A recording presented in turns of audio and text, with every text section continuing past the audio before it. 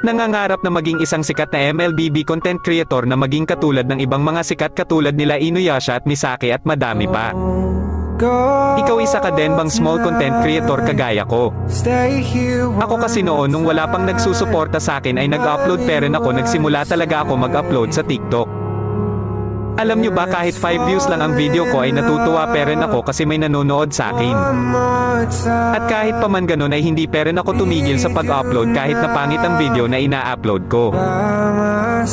Lagi kong iniisip na kung may pag-asa ba ako na maging katulad ng mga sikat na content creator. Alam nyo ba na kapag may maglalib ay lagi talaga akong humihingi ng skin sa mga sikat na content creator. Wala kasi ako skin noon hahaha simula nung na-download ko ang injector ay nagagamit ko na ang mga dream skin ko. Nung umalis si mama at pumunta ng Manila para doon magtrabaho doon ko naisipan na ay kwento ang buhay ko sa Facebook at sa TikTok.